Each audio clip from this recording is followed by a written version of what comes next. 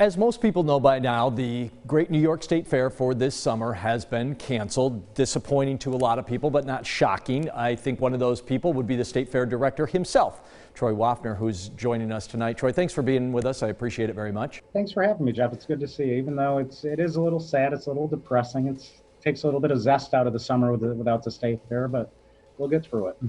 Pull the curtain back a little bit for me. Where were you when you found out the news? Were you like all of us watching the governors? Do you get a little bit of heads up? How do you find out about this? You find out in a lot of different ways usually. No, I didn't. We were notified beforehand that it was coming, that he'd be making the announcement yesterday. And we submitted a lot of plans. They ask a lot of questions leading up to this. Obviously, they want to see if they can actually have the fair. And the governor, I think, really wanted to do everything he could to have the fair. But this is a virus that's spreading, and the news today is the Texas State Fair canceled, which is amazing. So this is spread across the country at this point. And at the end of the day, the governor made the right move, as heavy-hearted as it makes all of us here in Central New York.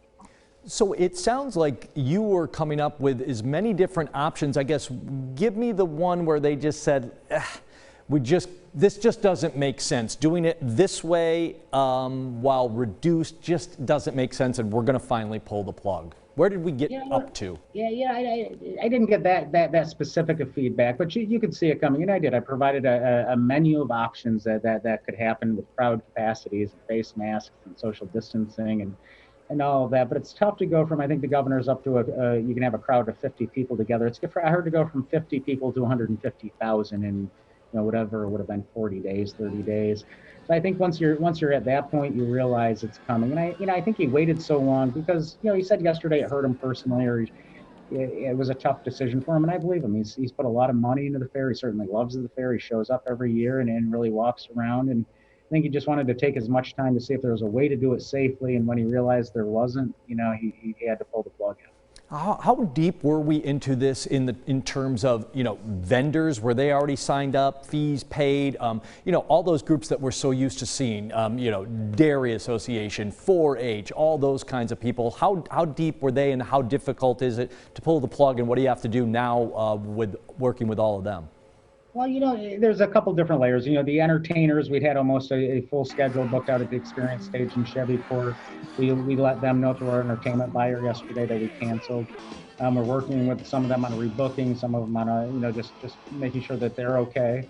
And then the vendors, we actually start our process in September, right after the fair, in terms of rebooking vendors and everything. We do not require payment this year. It was until July 15th, so we actually haven't taken any payments.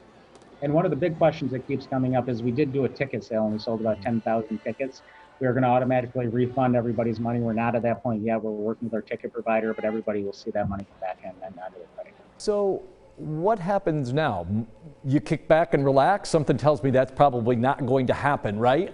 So there's no fair, but there are other things probably on the schedule that can be done with the social distancing and guidelines and things like that? Oh, yeah, the first thing is, we're going to start hosting. We've been closed down for about 4 months at this point. We're going to start hosting horse shows again in August, just on a trial basis. And we're looking at what can we do in August that would socially distance people as a drive-through event on a bigger basis than what we're doing in the Orange Lot. How do we attract people? I still think people need a celebration at the end of this. And maybe it'll be a drive-through celebration, but we can do a drive-through concert or drive-up concert. We can do drive-through food. We can do all of that. Those are the events we're starting to look at to see how do you put it together and how do we ensure crowd capacities and everything. How big, and I know the decision was not made based on economics, it was based on health and safety of everybody, but how much of an economic hit is it for you guys at the State Fairgrounds? We're actually talking to some people like hotels, restaurants, things like that outside of the fairgrounds that will take a hit from this. But for the fair itself, for you, how bad of an economic hit is it? We take in, somewhere around $10 or $12 million during the fair in revenue ourselves. So we also spend $10 or $12 million, in entertainment and everything. We'll be able to get through this financially through the end of the fiscal year. We don't foresee having any major changes in staffing or anything. And we run on a pretty lean staff anyways, and did it just by purpose over the years. And you brought up a good point, though. The people to really feel bad for, the restaurants, the hotels, the hotel workers, folks who have just been hammered by this for the past several months, and they're still not to a point where they're selling out rooms or selling out hotels, and those are the folks that are really taking it. Bad news, no fair. Good news, stay tuned. You're going to try to do something end of summer, early fall, something like that. Absolutely. And the other good news is, 2020 is just one chapter in the book. 2021 is going to be an even bigger and better chapter because that's what the governor wants. And we're going to put on a heck of a show in 2021. So stay tuned. We will. New York State Fair Director Troy Waffner, thanks so much for joining us tonight. Appreciate it. Thank you.